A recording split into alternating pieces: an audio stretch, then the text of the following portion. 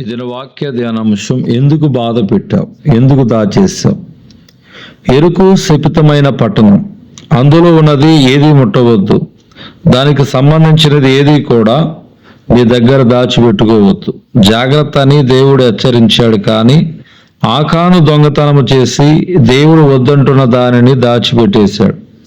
అప్పుడు ఇశ్రాయేలు ఒక చిన్న పట్టణము పైన యుద్ధానికి వెళ్ళి విజయం సాధించలేక ఓడిపోవడమే కాకుండా 36 మంది ప్రాణాలు పోగొట్టుకున్నారు. మీరు పాపము చేశారు కాబట్టి ఓడిపోయారని దేవుడు సెలవివ్వగా, ఎవరు పాపము చేశారు అని చూస్తే అందులో ఆకాను పట్టబడ్డారు. అప్పుడు యెహోషువ ఆకానును ప్రశ్నించాడు, నీవేళ మమ్మను బాధపరిచితివి? యెహోషువ గ్రంథము 7వ అధ్యాయం 25వ వచనం. ఎవరైతే దేవునికి వ్యతిరేకముగా జీవిస్తున్నారో వారు తమ చుట్టూ ఉన్న వారిని బాధించేవారిగా ఉన్నారు. ఈరోజు ఇది వినుచున్న సహోదరి సహోదరుడా, నువ్వు దేవుని వాక్యానికి వ్యతిరేకంగా జీవిస్తూ నీ తండ్రిని, నీ తల్లిని, నీ భర్తను లేదా నీ భార్యను బాధ పెట్టేవానిగా ఉన్నావా? బహుశా దేవుడు ఈ రోజు నీకు అదే ప్రశ్న వేస్తున్నాడేమో, ఎందుకు ఇంతగా వారిని బాధ పెట్టావు?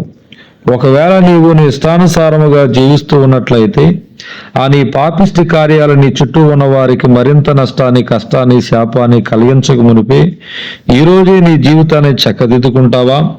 ఎందుకు దాచేసావు? ఆకాను దాచినది బంగారం, అది దేవుని సన్నిధికి తీసుకొని రావలసినది, కానీ దేవునికి చెందినది తన గుడారములో దాచి శాపాన్ని కొని తెచ్చిపెట్టుకున్నాడు. దేవునికి చెందినది దేవునికి ఇవ్వవలసినది దాయటం శాపం, పాపం. అననీయ సప్ఫీరా వీరు వారికి ఉన్న పొలము నమివేసి అలా వచ్చిన డబ్బు అంతా తీసుకుని వచ్చి దేవునికి ఇవ్వాలని అపోస్తుల పాదాల దగ్గర పెట్టాలని తీర్మానం చేసుకున్నారు. కానీ ఏమైందో ఏమో గాని పొలం అమ్మగా వచ్చిన డబ్బులో కొంత దాచిపెట్టేశారు. అననీయ, మీరు పొలాన్ని ఇంతకీ అమ్మారా అని పేతురు అడిగితే అననీయ ఏమాత్రం ఆలోచించకుండా అవును, ఇంతకీ అమ్మితేమని అబద్ధం చెప్పాడు. అప్పుడు పేతురు, నువ్వు కొంత డబ్బు దాచిపెట్టి ఎందుకని పరిశుద్ధాత్మ దేవుని మోసం చేశావు అని పలుకుతుండగానే అననీయ ప్రాణం విడిచి చనిపోయాడు. సప్ఫీరా కూడా అదే విధంగా అబద్ధము చెప్పి ప్రాణం విడిచి చనిపోయింది. ప్రభువా, నా ఈ కష్టం తీరితే, ఉద్యోగం వస్తే, ఈ అప్పులు తీరితే ఫలానా కృతజ్ఞత కానుకిస్తానని లేదా ప్రతి నెల దశమ భాగం ఇస్తానని తీర్మానం తీసుకుని ఉంటారు.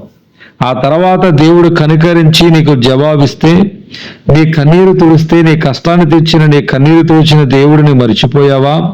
వచ్చిన లాభములు లేదా వచ్చిన జీతములో దేవునికి ఇవ్వవలసిన వాటిని దాచిపెట్టేశావా? చివరిగా మిగిలిన చిల్లర తీసుకుని వచ్చి దేవుని సన్నిధిలో విసిరి వెళ్ళే వానిగా ఉన్నావా? అయితే జాగ్రత్త, ఈరోజు దేవుడు నిన్ను అదే ప్రశ్న అడుగుతున్నాడు. ఎందుకు దాచేశావు? దేవునికి ఇస్తానని వాగ్దానం చేసిన దానిని దాచిపెట్టడం నీ కుటుంబానికి ఏమాత్రం క్షేమం కాదు. దేవునికి నువ్వు ఏదైతే ఇస్తానని తీర్మానం తీసుకున్నావో అది వెంటనే ఇచ్చే ప్రయత్నం చేసి దేవుడు అనుగ్రహించు ఆశీర్వాదములు పొందుకోమని మనవి. ప్రసంగి గ్రంథం 5వ అధ్యాయం 4వ వచనములో, నువ్వు దేవునికి మొక్కుబడి చేసుకునే ఎడల దాన్ని చెల్లించుటకు ఆలస్యము చేయకము, బుద్ధిహీనులందు ఆయనకి ఇష్టము లేదని దేవుని యొక్క వాక్యం చెప్పబడుతుంది. దేవుడి దిన వాక్య ధ్యానం దేవుడు దీవించును గాక. ఆమేన్.